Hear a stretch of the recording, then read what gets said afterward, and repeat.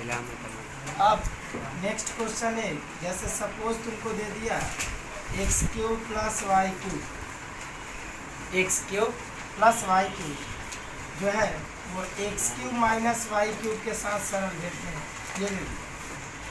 और बोल रहा है क्या, दिखाओ so that x to the power n y to the power n के सरल भेद में होगा, है ना, ये हमको दिखाना है। तो कैसे दिखाएंगे, है ना, या फिर सपोज ये तुमको ऐसा दे दिया कि अरे तो यही रखो कि x to the power n जो है y to the power n के साथ सरल भेद में होगा, है ना, ये हमको दिखाना है। तो देखो क्या करेंगे, यहाँ पे x cube plus y cube x cube minus y cube के साथ सरल भेद में है, हमको ये वाला पार्ट दिखाना है। इन दोनों को सरल भेद में दिखाना है, ये दोनों एक दूसरे के साथ सरल भेद में होगा, डायरेक्ट वेरिएशन में होगा। तो ये दोनों एक दूसरे के साथ सरल भेद में तभी होगा जब इन दोनों का अनुपात निकाला जाए, रेशियो निकाला जाए इन दोनों का, और रेशियो निकाल करके देखा जाए कि रेशियो क्या आ रहा है। अगर रेशियो एक ऐसा पार्ट दिख जाएगा जिसमें सिर्फ और सिर्फ कांस्टेंट दिखे, कांस्टेंट के सिवा और कुछ दूसरा दिखे ही नहीं, तो हम लोग कहेंगे कि इन दोनों का रेशियो सिर्फ और सिर्फ कांस्टेंट ही दिख रहा है, कांस्टेंट ही कांस्टेंट भरा हुआ है उसमें, स्थिरांक उसमें दिख रहा है। तो हम कहेंगे कि अगर इन दोनों का रेशियो सिर्फ और सिर्फ कांस्टेंट दिख रहा है, कांस्टेंट के सिवा कुछ नहीं दिख रहा, तो हम कहेंगे कि इन दोनों का रेशियो कांस्टेंट आया, इसका मतलब ये दोनों सरल भेद में है, डायरेक्ट वेरिएशन में। तो सबसे पहले इन दोनों का सरल भेद दिखाने के लिए हमको एक्स और वाई के बीच हमको सरल भेद, मतलब कि एक्स और वाई के बीच हमको कुछ ना कुछ रिलेशन को दिखाना पड़ेगा। तो कैसे दिखाएंगे, देखो x cube plus y cube जो है x cube minus y cube के साथ सरल भेद में है।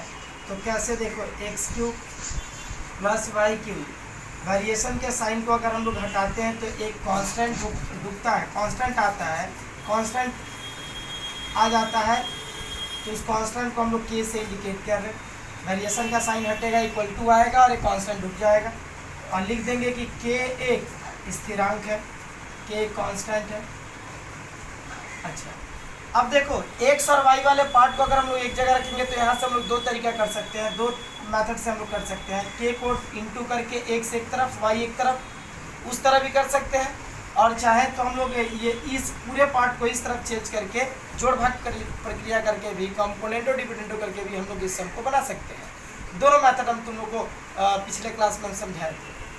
तो देखो x cube plus y cube, और ये x cube minus y cube, इधर जो दिख रहा है के साथ इंटू करा तो इधर आएगा तो डिवाइड करेगा, किया, और इधर बच गया के।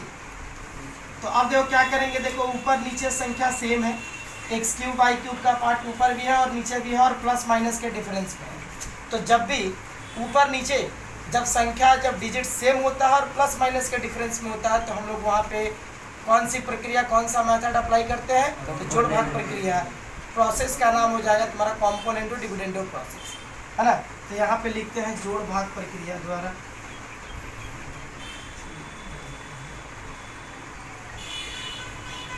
Bye componendo and dividendo. तो कंपोनेंटो डिविडेंडो होता क्या है कि ऊपर में ये सब जुट रहा है, मतलब ऊपर वाला और नीचे वाला दोनों ऊपर में ऐड हो जाएगा, और जहाँ पे ऐड हुआ वहीं पे नीचे में माइनस हो जाएगा।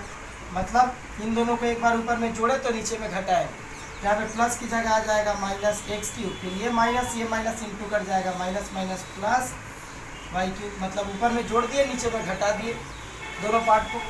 तो अब इधर भी करेंगे तो इसके नीचे मान लो कि कुछ नहीं है, वन है, तो ये वन ऊपर में क्या हो जाएगा, जुटेगा, और यही वन नीचे में घटेगा, मतलब यहाँ पे प्लस यहाँ पे माइनस, ऊपर में जुटा नीचे में घटा दोनों। देखो ये वाई क्यूब और ये वाई क्यूब, ये प्लस में और ये माइनस में दोनों घट गया, घटने के बाद ये एक्स क्यूब है और ये भी एक्स क्यूब है, दोनों जुट रहा है, तो दोनों जुटेगा तो जुट करके हो जाएगा 2x क्यूब।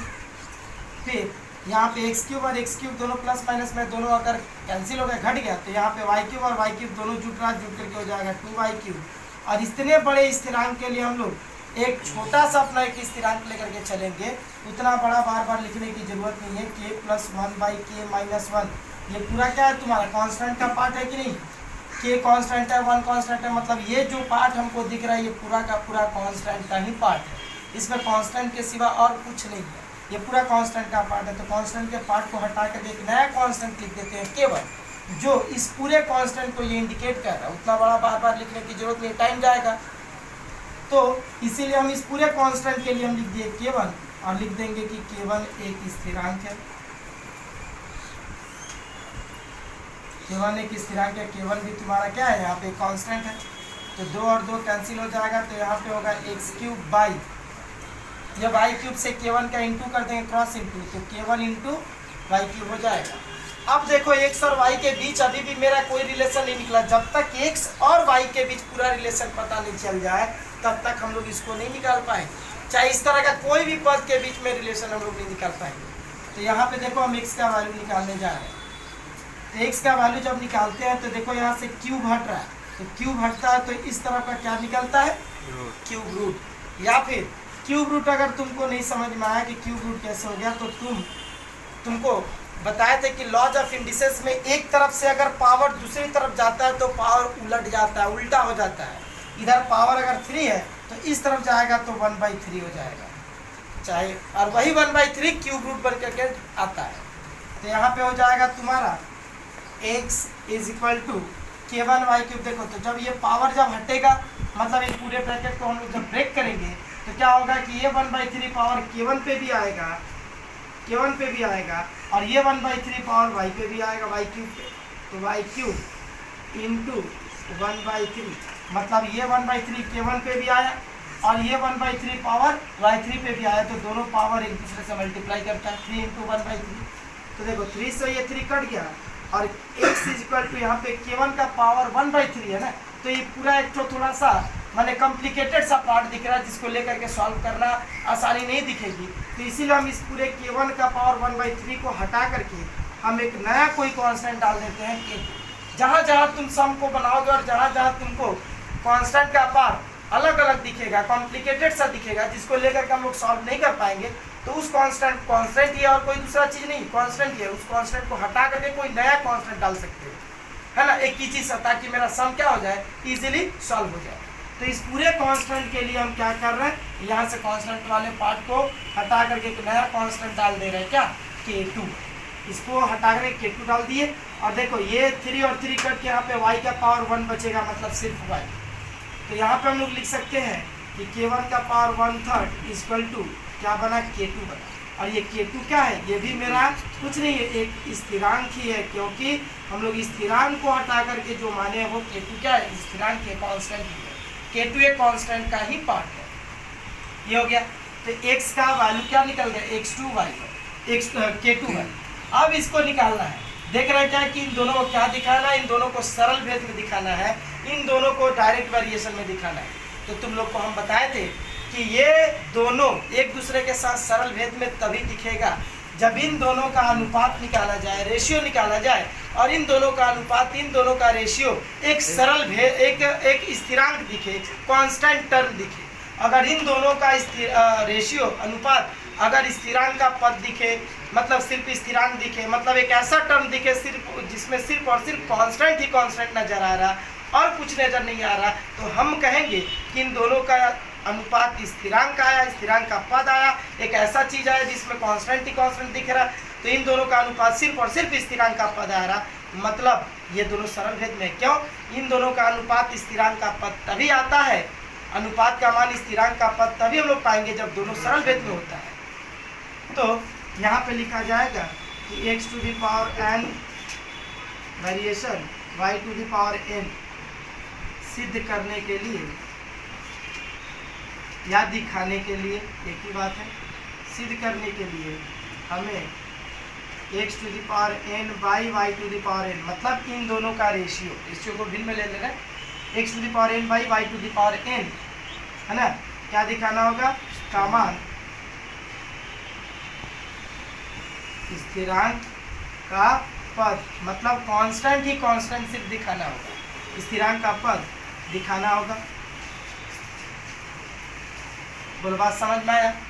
तो देखो, तो यहाँ पे देखा जाए x⁴n बाई y⁴n का वैल्यू क्या है, तो x⁴n, x का वैल्यू दिख रहा मेरा कितना, k2y। तो हम क्या करेंगे, x को हटाएंगे और उसकी जगह पे उसका वैल्यू k2y यहाँ पे पुट अप कर देंगे। तो k2y पुट अप कर दिए, whole to the power n, x का वैल्यू ये हो गया और होल का पावर n हो गया, फिर y to the power n नीचे। तो अब क्या हो जाएगा देखो, k2 का पावर n इंटू वाई का पावर n बाई नीचे y का पावर n जैसा था वैसे रहा। ये जब ब्रैकेट टूटेगा तो ये पावर n के इस पे भी आएगा और इस पे भी आएगा, दोनों पे आएगा। y to the power n, y to the power n cut गया और कटने के बाद k2 का होल पावर n बचा। ये जो पार्ट बचा देखो तो ये किस तरह का पार्ट दिख रहा है, ये कैसा पार्ट है, कोई वेरिएबल है क्या? नहीं, ये सिर्फ और सिर्फ कांस्टेंट का ही पार्ट है, क्योंकि हम लोग यहाँ पे बोले थे k2 एक कांस्टेंट है और k2 के ऊपर अगर पावर आ गया तो क्या वो कांस्टेंट नहीं होगा? कांस्टेंट ही होगा। 2 का स्क्वायर 4 होगा तो 4 भी तो कांस्टेंट ही है। तो कहने का मतलब k2 का पावर n ये तुम्हारा क्या है, स्थिरांक ही है, मतलब कांस्टेंट ही है। तो ये k2 का पावर n ये तुम्हारा स्थिरांक का पद दिखा। इस पद में सिर्फ और सिर्फ कांस्टेंट दिखा, इसमें कोई वेरिएबल का पार्ट नहीं दिखा, x और y जैसा कोई वेरिएबल का पार्ट नहीं दिख रहा, मतलब ये कांस्टेंट का पार्ट है। तो कहने का मतलब इन दोनों का रेशियो जब निकाले तो निकल के कांस्टेंट नज़र आ रहा है। तो इन दोनों का अनुपात कांस्टेंट आ गया। तो दो राशियों का अनुपात जब कांस्टेंट आता है तो हम कहते हैं ना कि हाँ दोनों का अनुपात अगर कांस्टेंट आया अतः यह सरल भेद में है, ये दोनों का दोनों सरल भेद में। तो लिख सकते हैं कि इसलिए x का पावर n वेरिएशन y का पावर n, ये तुम्हारा प्रूफ।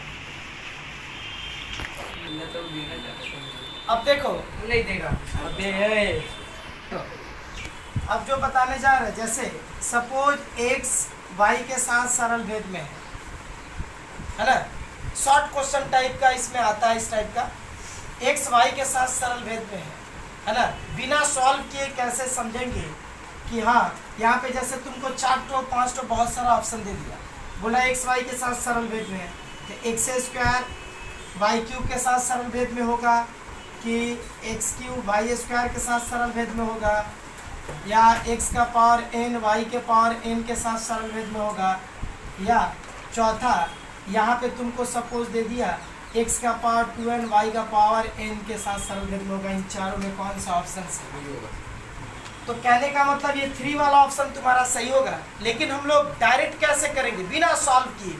कहने का मतलब x y के साथ सरल भेद में है तो यहाँ पे वेरिएशन को तोड़ना पड़ेगा, एक कांस्टेंट लाना पड़ेगा और हर एक का रेशियो निकाल के देखेंगे, है ना। जैसे देखो हम इसको बाई मतलब कि मेथड से भी हम तुम लोग को दिखा रहे हैं और डायरेक्ट शॉर्टकट ट्रिक भी हम तुम लोग को इसका समझाएंगे। देखो कैसे, सपोज x यहाँ पे y के साथ सरल भेद में है तो x वेरिएशन का साइन हटेगा तो एक स्थिरांक ढूंढेगा क्या, k एक स्थिरांक ढूंढ गया।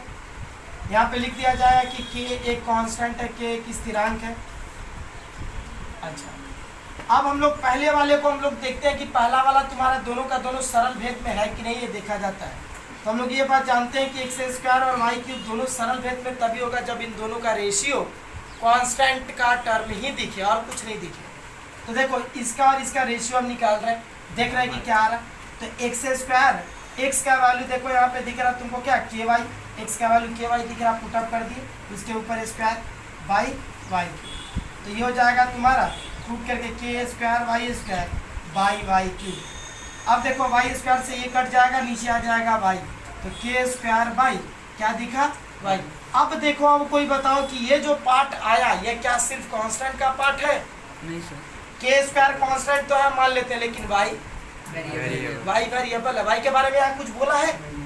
हम लोग तो के के बारे में जानते हैं कि के कांस्टेंट है। के अगर स्क्वायर हो जाएगा, क्यूब हो जाएगा, चाहे कुछ भी हो जाएगा तो भी वो कांस्टेंट ही रहेगा। कांस्टेंट के अपने रूल को वो मतलब कांस्टेंट के गुण को अपने त्यागेगा नहीं, अपने प्रॉपर्टी को छोड़ेगा नहीं। अगर के ऊपर पावर n भी चला जाता है, बहुत सारा पावर चल जाएगा, करोड़ों पावर भी चल जाएगा, के का पावर अगर मान लो 1 2 3 4 कुछ भी हो जाए तो भी ये कांस्टेंट ही रहेगा, ये अपने गुण को त्यागेगा नहीं। लेकिन ये देखो जो टर्म तुम्हारा आया, इस टर्म में के तो कांस्टेंट है लेकिन वाई कांस्टेंट है क्या? वाई तुम्हारा वेरिएबल है, वाई तुम्हारा एक चल राशि है, वेरिएबल है। मतलब ये जो टर्म आया, इस टर्म को हम लोग बोल सकते हैं कि इस टर्म में सिर्फ और सिर्फ कांस्टेंट ही कांस्टेंट ढूंढ रहा, बोल सकते हैं क्या? नहीं, इसमें सिर्फ और सिर्फ कांस्टेंट नहीं है। इसके पहले का जितना सारा पार्ट हम लोग देखे हैं, उन सभी पार्ट में जितना सारा सम सॉल्व किया, उन सभी सम में हम लोग का रेशियो का पार्ट जो भी आया था उसमें सिर्फ और सिर्फ कांस्टेंट ही कांस्टेंट नजर आ रहा था और कुछ नहीं, आ रहा था क्या कांस्टेंट के अलावा? नहीं। मतलब रेशियो सिर्फ कांस्टेंट आया इसीलिए वो सरल भेद में हुआ, इसीलिए वो डायरेक्ट वेरिएशन में हुआ। लेकिन देखो तो इन दोनों का जब रेशियो निकाला गया तो निकालने से जो टर्म आ रहा ये क्या कांस्टेंट आ रहा? कांस्टेंट नहीं आ रहा, ये कांस्टेंट है ही नहीं। तो अगर ये कांस्टेंट नहीं है तो हम बोल सकते हैं कि ये दोनों सरल भेद में है? नहीं। ये दोनों का रेशियो अगर कांस्टेंट नहीं आया इसका मतलब ये दोनों सरल भेद में नहीं है, ये दोनों डायरेक्ट वेरिएशन में नहीं है, मतलब ये वाला ऑप्शन नहीं होगा। ठीक है ना? तो एक ठो को समझा दिए, समझ में आ गया। आंसर मेरा ये वाला होगा, लेकिन अब कैसे होगा, है ना? तो देखो कैसे होगा, कैसे हम लोग डायरेक्ट समझेंगे, डायरेक्ट हम लोग समझेंगे कैसे। देखो तो हम लोग x square y cube, x square और वाई क्यूब दोनों एक दूसरे के साथ मतलब कि सरल भेद में डायरेक्ट वेरिएशन में है, ये ऑप्शन मेरा क्या है? रॉन्ग है, क्योंकि इसका रेशियो का पार्ट कांस्टेंट नहीं आया, ये वेरिएबल का पार्ट आ गया। आई बात समझ में? मतलब के तो कांस्टेंट है ही, लेकिन वाई कांस्टेंट नहीं है, मतलब पूरा मिला करके ये वाला पार्ट कांस्टेंट नहीं है। इसमें सिर्फ और सिर्फ कांस्टेंट दिखता है, जैसे कि अब तक इसके पहले वाले सम में हम लोग देखे हैं कि जितना सारा पार्ट मेरा दिख रहा, सारा का सारा कांस्टेंट का ही पार्ट दिखता जा रहा था, उसमें कोई वेरिएबल नहीं दिख रहा था। इसका मतलब ये हुआ कि वो सारा का सारा पार्ट मेरा कांस्टेंट दिख रहा था, वो सब एक दूसरे के साथ सरल भेद में था, डायरेक्ट वेरिएशन में था। लेकिन यहाँ पे ये डायरेक्ट वेरिएशन में नहीं होगा, लेकिन ऑप्शन मेरा आंसर ये होगा। लेकिन कैसे, क्या कैसे समझेंगे? देखो यहाँ पे x के ऊपर पावर कितना है, बिना सॉल्व किए हम लोग समझेंगे। इस तरह से सॉल्व करने में समय जाएगा, डायरेक्ट हम लोग मल्टीपल चॉइस टाइप में ये सब क्वेश्चन आएगा तो हम लोग कैसे करेंगे। तो x के ऊपर पावर कितना दिख रहा है और y के ऊपर पावर, मतलब दोनों का पावर क्या है? सेम है ना। तो ये दोनों अगर एक दूसरे के साथ डायरेक्ट वेरिएशन में है, हैविंग सेम पावर के साथ, तो ये दोनों का दोनों तब तक एक दूसरे के साथ सरल भेद में दिखेंगे जब तक कि दोनों का पावर सेम दिखेगा। मतलब अगर एक्स वाई के साथ सरल भेद में दोनों का पावर 1 1 सेम है, तो कहने का मतलब एक्स स्क्वायर वाई स्क्वायर के साथ सरल भेद में दिखेगा। क्यों? क्योंकि दोनों का पावर सेम है। फिर एक्स 15 वाई 15 के साथ भी सरल भेद में होगा, क्योंकि दोनों का पावर सेम है। मतलब एक्स और वाई दोनों एक दूसरे के साथ सरल भेद में तब तक दिखते रहेंगे जब तक कि दोनों का पावर सेम रहेगा। अगर दोनों वेरिएबल में से अगर किसी एक का पावर अगर चेंज हो जाता है, वो दोनों एक दूसरे के साथ डायरेक्ट वेरिएशन में उस समय नहीं दिखेगा। देखो तो इसका पावर कितना था और इसका पावर 3 था, दोनों का पावर सेम है क्या? नहीं, अलग अलग है। इसीलिए ये दोनों एक दूसरे के साथ सरल भेद में यहाँ पे नहीं दिखा, कांस्टेंट का टर्म आया ही नहीं दोनों का रेशियो। आई बात समझ में? तो कहने का मतलब यहाँ पे भी देखो तो दोनों का पावर सेम है क्या?